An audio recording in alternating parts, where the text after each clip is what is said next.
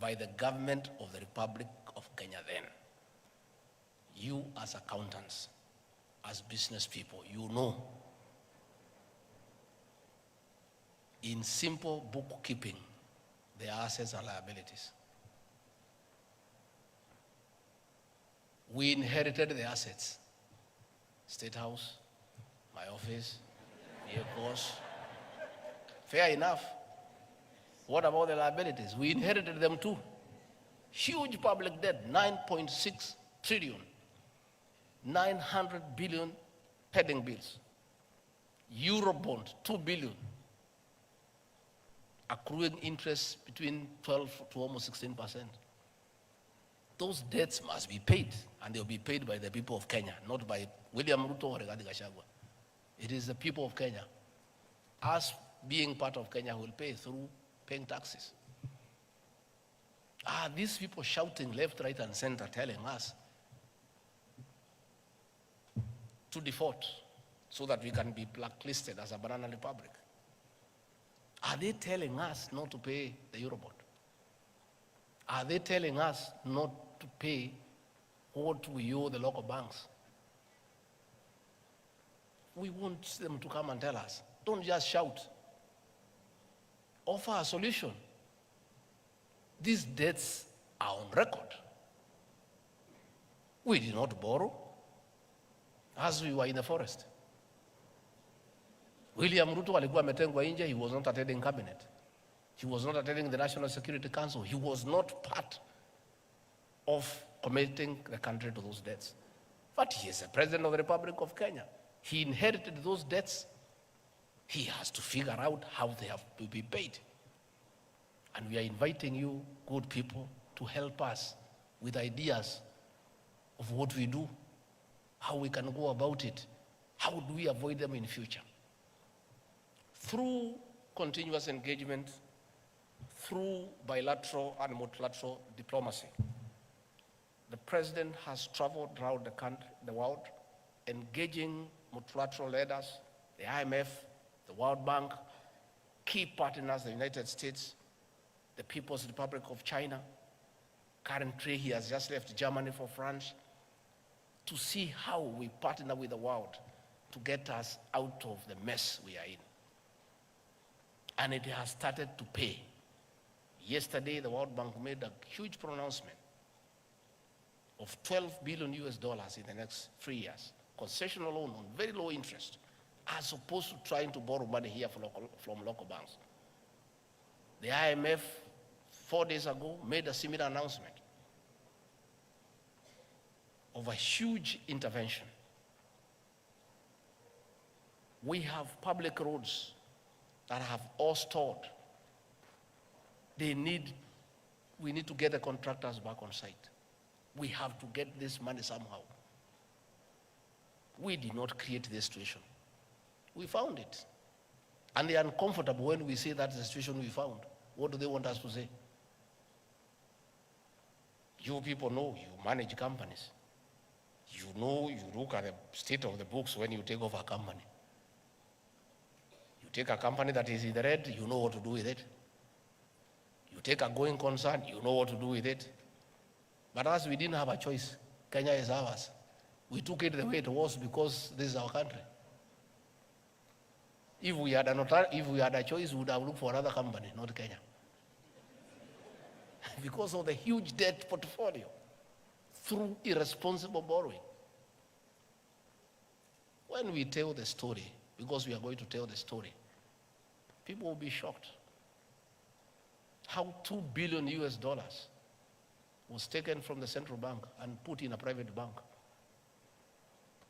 that is responsible for the situation we are in, the weakening of the shilling. And people want to sit there, and we know what they did. And we had said, let bygones be bygones.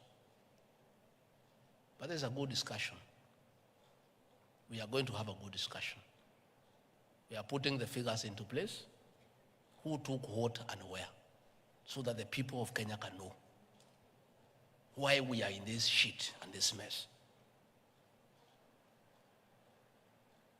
To be fair to everybody, How do people expect a government to fix a 10-year mess in 1 year? A mess of 10 years.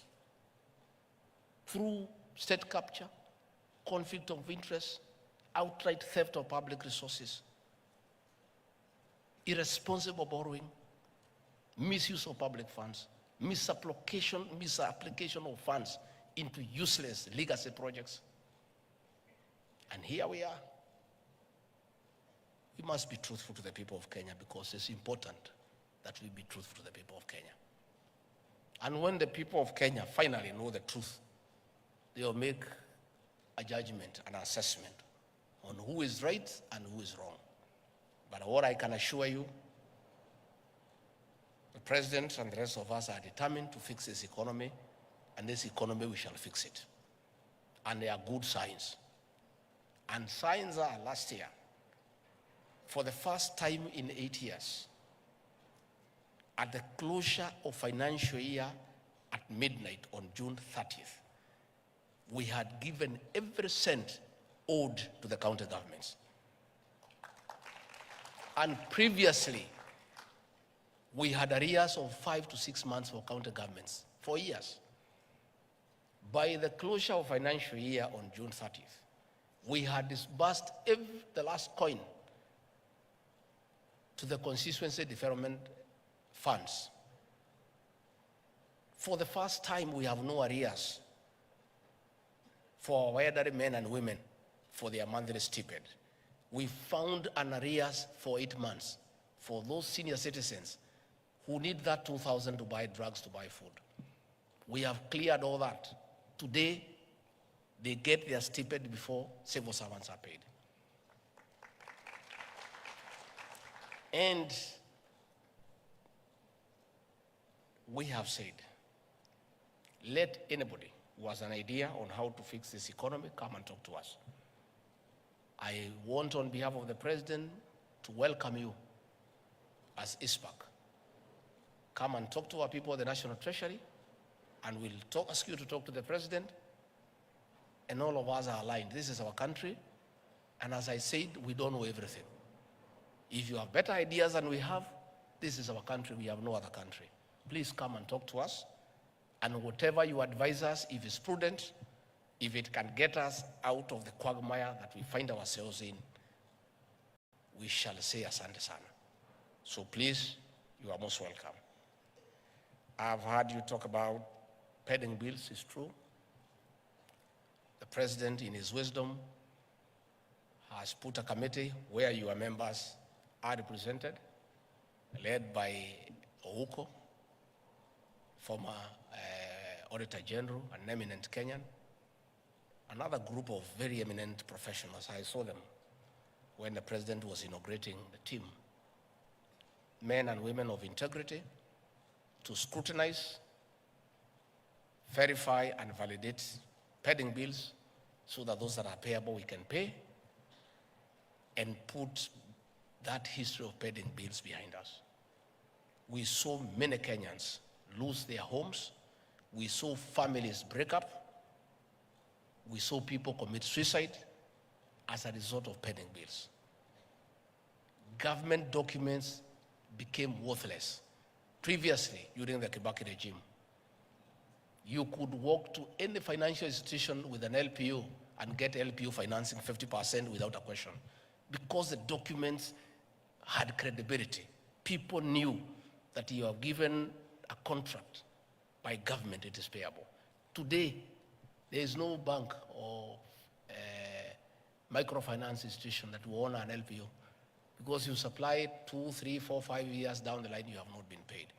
We want to restore the sanctity of government LPOs and LSO and contracts so that they become bankable, that you can walk to a bank and get cash against it to carry out the works that you have been given. So that is ongoing. Again, you have said you have your issues of the remuneration role. You have explained to me there and here, and what we have agreed, I'll create the framework. My office has been tasked by the president the responsibility of coordinating constitutional commissions and independent offices